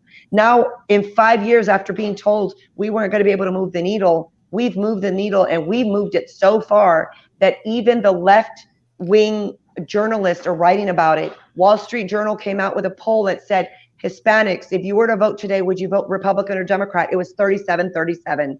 Gentlemen, if you were to vote today, what would you vote? It was 57% of the Hispanic males that said they would vote Republican. Where are we lacking? The females. We had only like 20-something% that said that they would vote Republican. We need leaders like me that they can identify with. We need to be on a platform so that we can message to them and show them. Because right now, if you look at our state Senate right now, every single Hispanic on there is Democrat. Every single one. And I don't want people, and this is the thing, I don't want people to say, oh, well, Robin's Black and Bianca's Hispanic and we should vote for them because they're Black or Hispanic. No, vote for us because of what we stand for, principally for our conservative values and principles and what we're fighting for. Because when we go to Senate, when I go to Senate, I will be able to challenge those people. And now you can actually have a Hispanic Latina fighting for our conservative principles at a Senate state seat. And other Hispanics will look and say, well, she's speaking for us, just like I did when I went and spoke for them, when I was their voice. And that is engagement. You engage with people by making them believe in your message and in your passion. You get them to believe in your principles and your policies. You don't even have to sell the party. You just sell the policies and the principles and the values. We got a little off the rails here. I'm sorry. No, that's fine. That's part of the format here too. That's engagement. Yeah. Before I get to the next question on civic engagement or what you've done, Robin first, Bob next, and then we can do this quickly. I'm going to get into two more topics, just questions on each of those, and I'd like to just spend a couple of minutes on each of those to you here too. So may put you on a little bit of a clock there. Robin, you first on how you see getting that civic engagement. One last shot for you, and then Bob, you, and then I'm going to go on to the next topic. Well, what I plan on doing is just doing what I've been doing. You know, as an African American, I have maintained lots of relationships. My dad was on the Lamarck School Board here. My mom taught here in Galveston for about 35 years, and so I am in the community now. I am engaging with the community now, and I have been. I mean, I have lots of family members here. My wife is actually Hispanic. She's a first-generation Mexican, and so she's fluent in Spanish. Spanish actually is her first language. She's a physician as well. And so she is a lot more engaging than I am. So she does it better than I do. And so, as you know, TJ. Yes, let me be fair. I had to smile. I had your wife on with me in October and talking about breast cancer awareness, and she's great. I will say she's a great interview. Yeah. So we're gonna. It's just important that we get our message out. Look, I believe that we have a moral imperative to talk to other demographics about our message, our conservative message, because I believe that it's helpful for everyone. I believe that it has the potential of really changing communities like Lamarck, that's having a significant crime problem right now. You know, I went to school there, and I mean, we have to go into Lamarck, support the police, support the mayor, support those folks who are trying to engage and make their communities safe for the men and women that live there. We have to go into these areas and engage them and talk to them. I've done it in ministry over the years. I've been involved with a lot of the different churches in this area. I've lived in almost every city in Galveston County. I've ministered in the Galveston County Jail. I've ministered in the Texas City jails. I was the state executive committee man for this whole SD11 region. And so I've served as vice chair and as Republican National Committee man. And so I have been engaging these communities for a very, very long time. I'll continue to do that as their state senator. I think there's a lot of folks that are really excited about having me in the position. And because of that, because I've known them, I've engaged them, and I have relationships that go far beyond politics. And so I'm excited to just expand that out as their state senator. And Bob, before I go to that, Robin mentioned his father. I think I'm maybe the only journalist in this area that actually had the pleasure of covering your father when he was on school board, and now covering you run for office. And I will point out, so folks that are politically, the two of them have some differences in here too over that. Your dad was pretty much was a staunch Democrat, but I know he'd be proud of you today. I'd like to hear those discussions, by the way, every once in a while, just having talked to you, Dad. Bob, about that civic engagement, the last call on that one there, and I'm going to move on to two last topic questions, only 2 questions on that, and then we'll let y'all close out. TJ, I have been involved in civic engagement my entire life. That's who I am. That's who I am today. That's who I was. That's who I'll always be. This job that I have currently, not right now, is nothing but civic engagement. I go back to working on my first Pasadena Independent School bond election at the ripe old age of 22. Okay. I go back to working on the Reagan-Bush campaigns, civic involvement, getting people involved. I go to high schools to teach to the kids that are struggling to make ends meet and to struggle about life and try to talk to them about quit feeling sorry for yourself. You gotta respect yourself. You gotta move on. I've been doing that for years.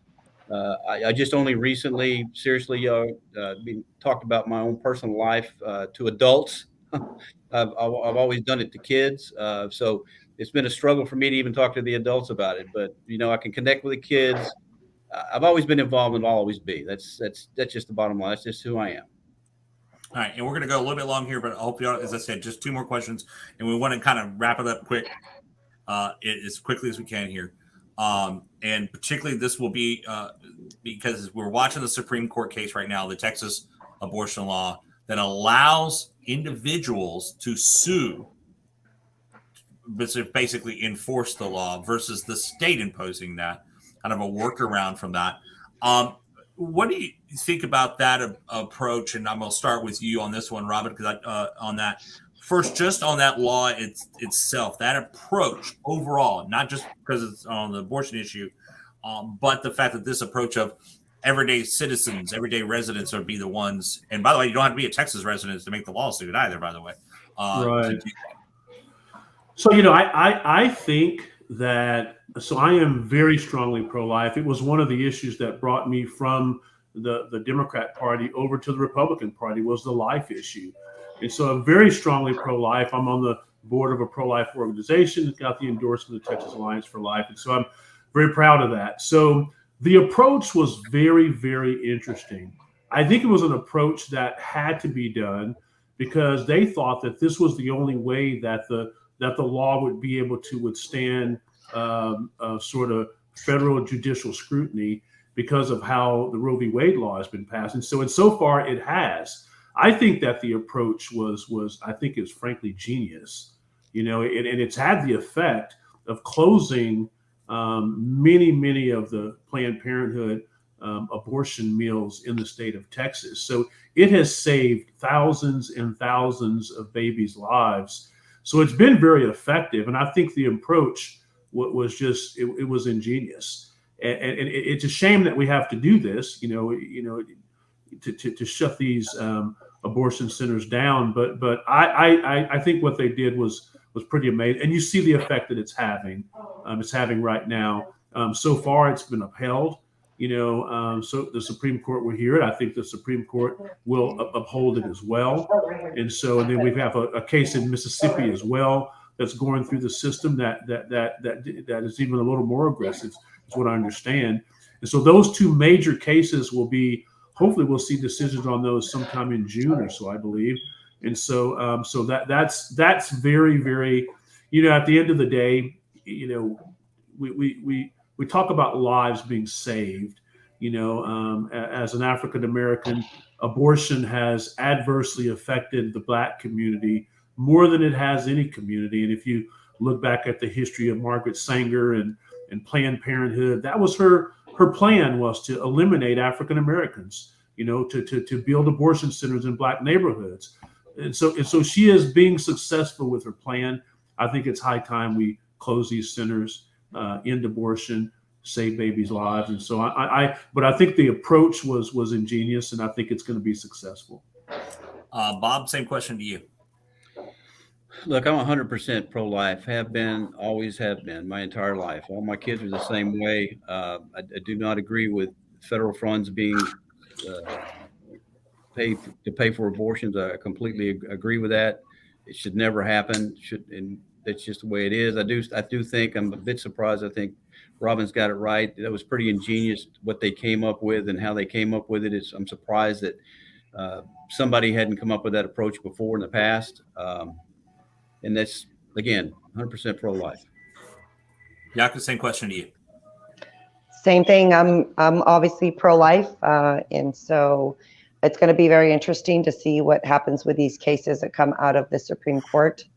And so I'm pretty much in agreement with both gentlemen, because I think all of us pretty much feel the same way. We are very pro-life, and I think one of the things, and I had Candace Owens and even I think Lieutenant Colonel Ellen West one time they both said to me, they said, "Hey, they're coming after you now.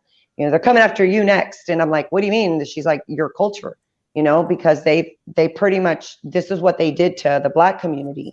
They came after the Black community, and they're going to come after the Hispanic community."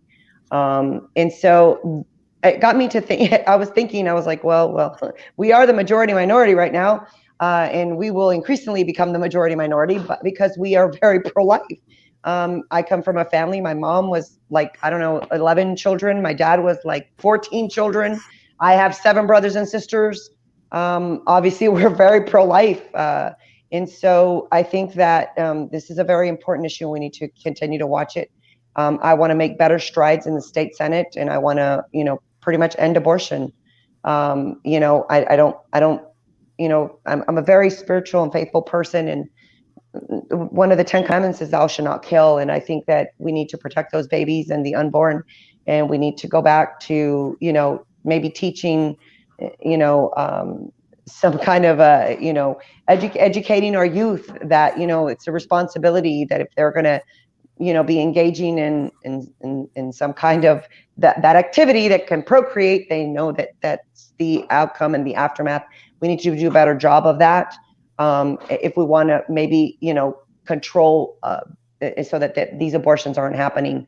But yeah, this is a thing that we are struggling with right now, and we've got to do better, even in the state of Texas, is to end abortion completely and not just say, hey, we're going to end abortion after 6 weeks. So we need to go a little bit further. Let me just ask, though, because this will be a question again, mainly because the winner of this race becomes the next state senator, all likelihood here. Is there an exception to your pro-life stance where on the rape, incest, or the like, that you would support the right of someone seeking an abortion? Bianca, you first. So as a female, I've heard other women, obviously, that, are pro-choice, right? And I'm like, well, why are you pro-choice? Well, why are you so? And they always use this argument. Well, because of rape and the incest and all this stuff. I get that. For me, I think that I could comprehend that if you want to have your right as a female, but I don't believe that it should be funded by any government.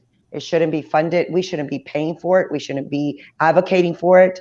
But if there is a situation, then that should be something you discuss with your doctor, your physician. You shouldn't be depending on anybody else to do it. And there shouldn't be centers to help you abort a baby. It should be a very, a very, very serious decision that you need to talk to your doctor about, and maybe even counseling or something, because there's other options to abortion. There's a lot of families out there that would love, or, people that can't have kids and they would love to adopt. And, we need to start talking to people about those options and other options than just pushing them to that. Because I've even seen a story of a female who was raped and decided to keep her child. And she has come out and said it was the best thing that she did. And even though that it was from a very bad experience, that child has been a blessing to her.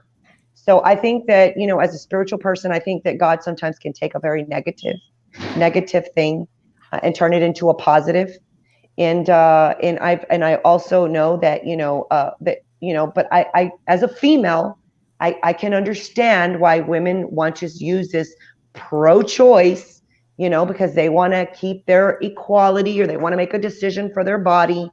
But, we're going to really say my body, my choice, then that needs to apply to everything, just like it did with COVID. Because in COVID, it's all of a sudden you don't have my body, my choice anymore.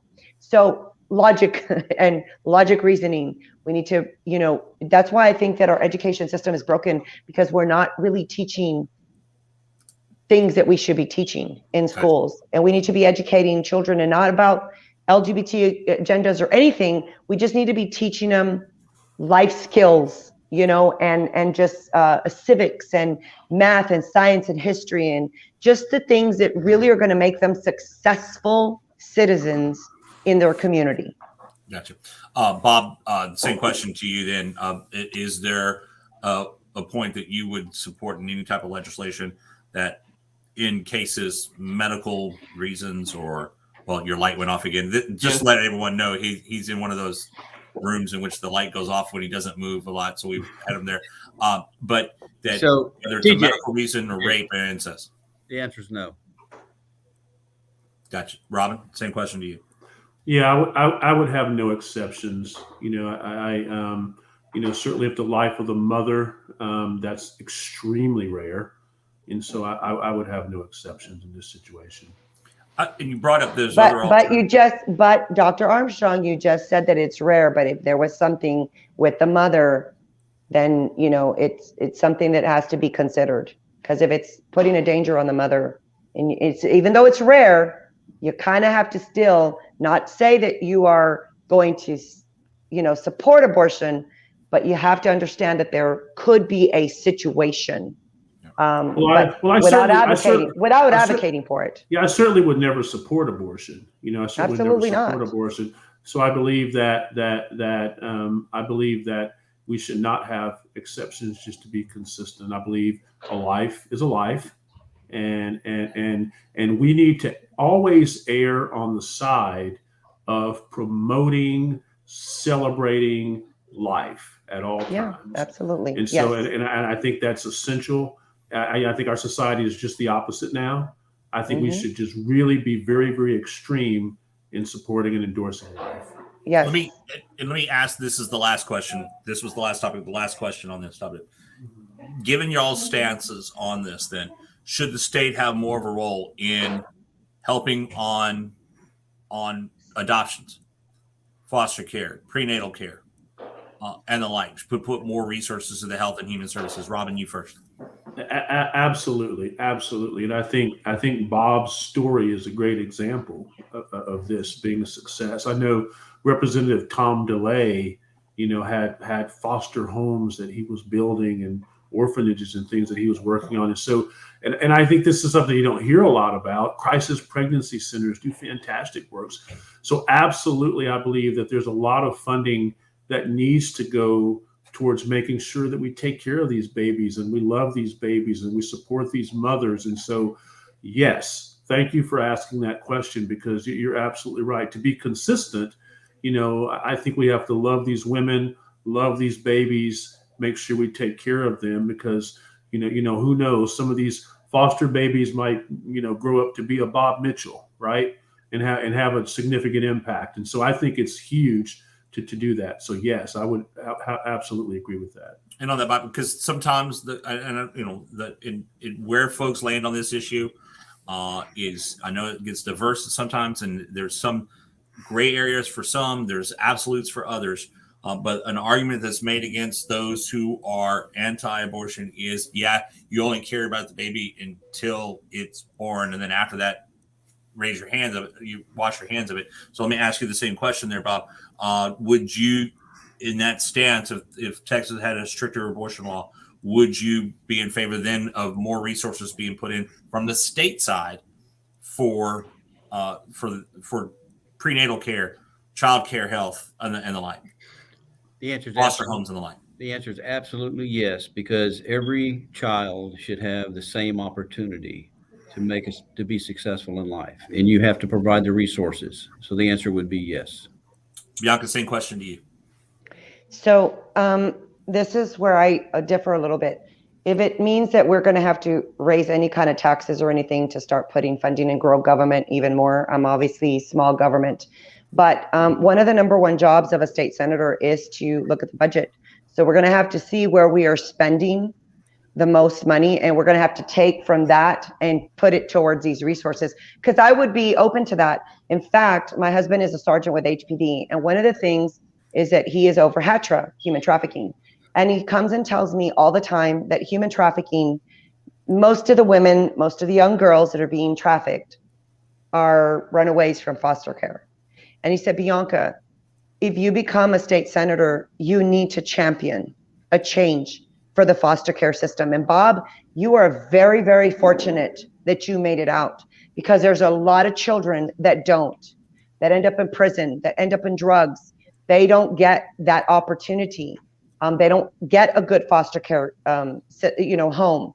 And so we have to do better. And as a state senator, my first thing would be to look at the budget, because what these gentlemen are suggesting is, yes, but where are you going to take the money from? We got to go look at the budget and find out if we're really going to give resources to these places, because we do want them. Maybe that's something that Planned Parenthood should do. Instead of doing abortions, they should be counseling these women on adoption services and other services instead of killing babies, because that is what we need to concentrate on. And I agree with Dr. Armstrong. We do need to be better at promoting life and talking about how wonderful life is, opposed to, where we're at right now.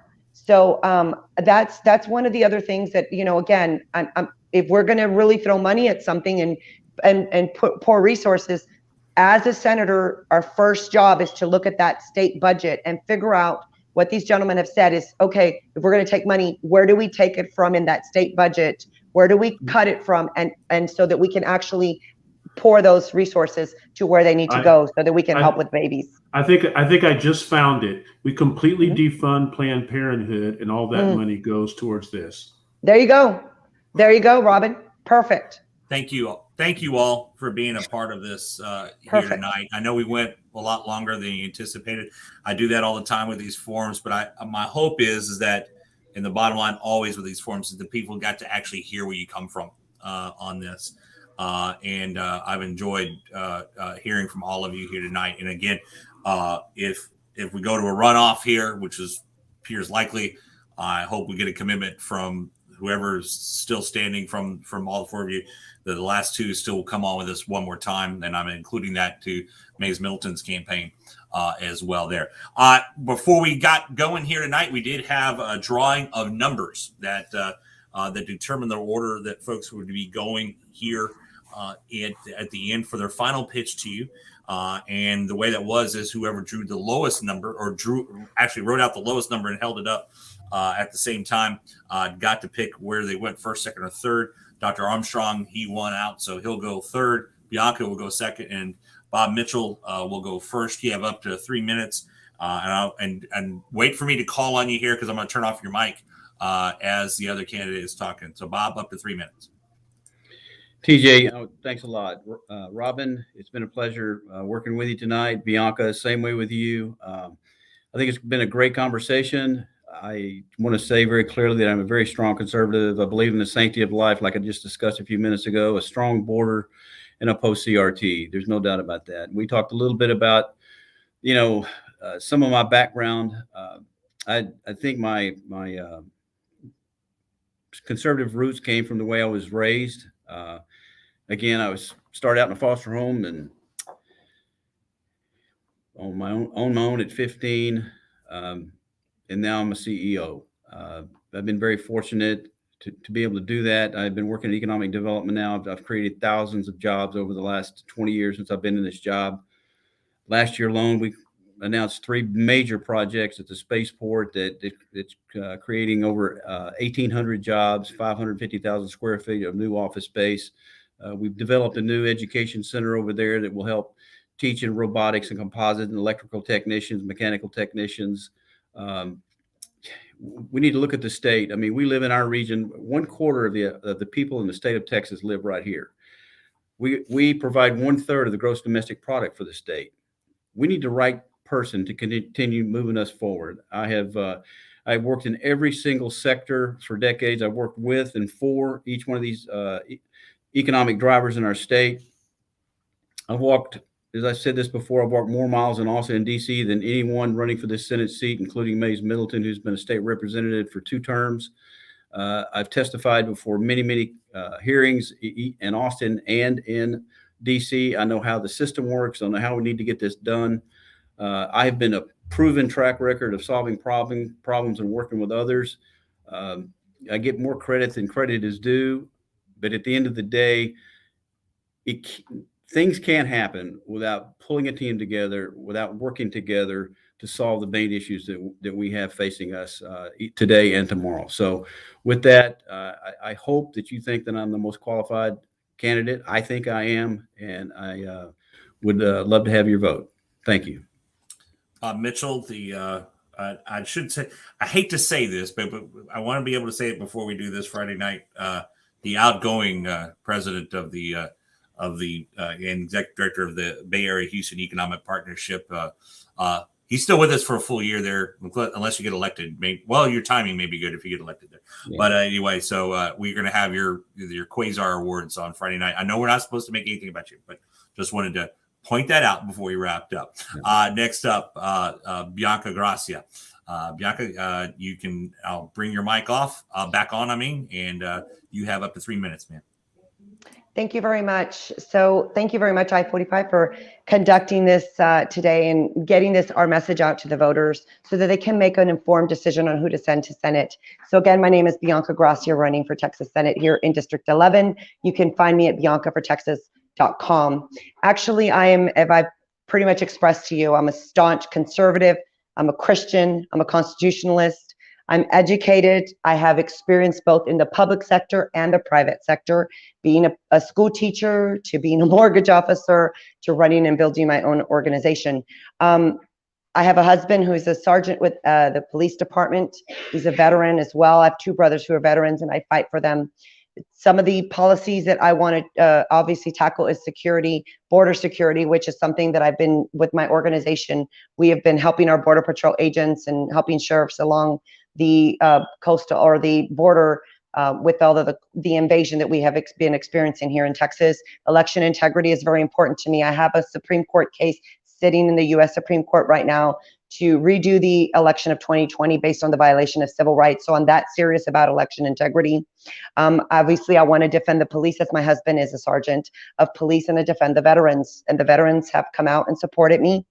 And school choice, as a school mom and as a previous school teacher, obviously school choice is very important to me. So I think you can go to my website at biancafortexas.com.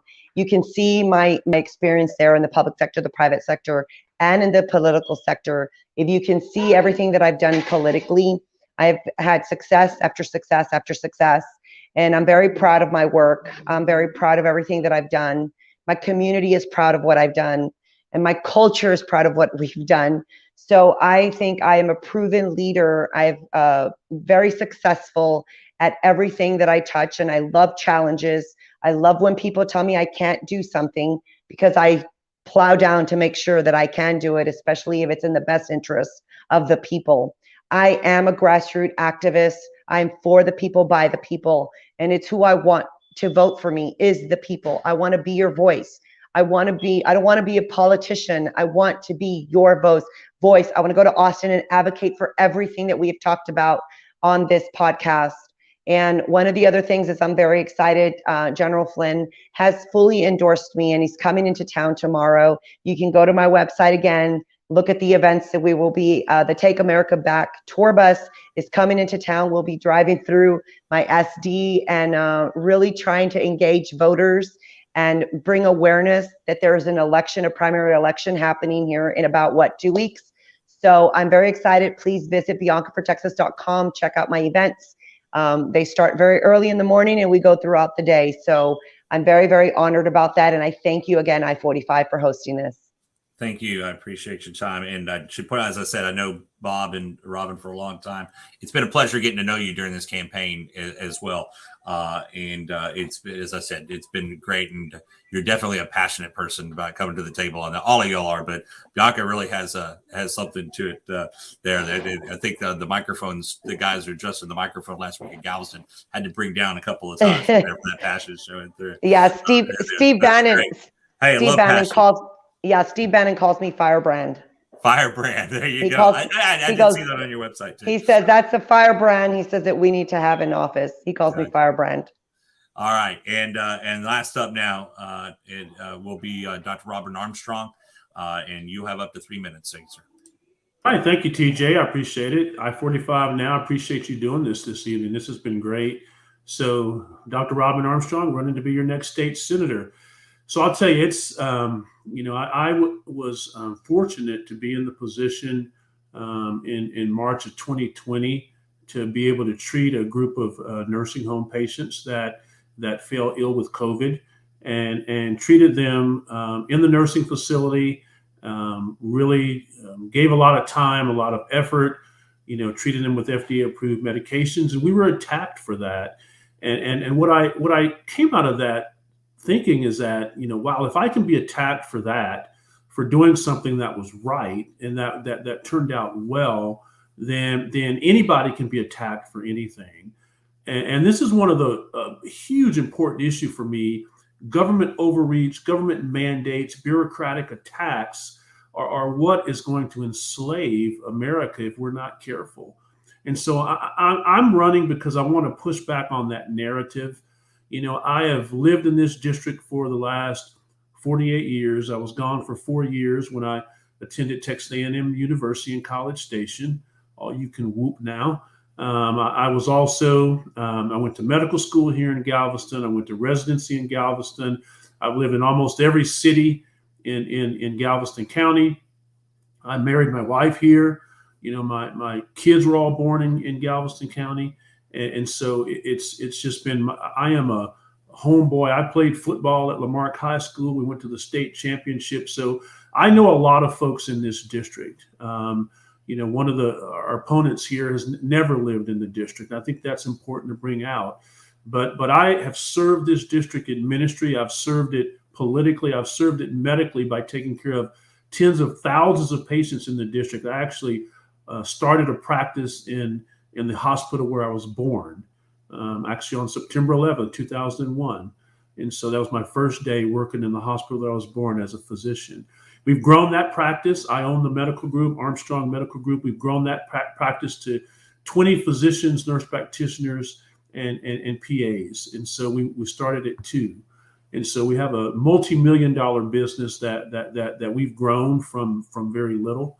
And so I've got the business experience. I've got the ministry and spiritual experience and backbone to fight. I've got the backbone to fight. When you're being attacked, when you're over the target is when you're being attacked. And no one has been attacked like myself.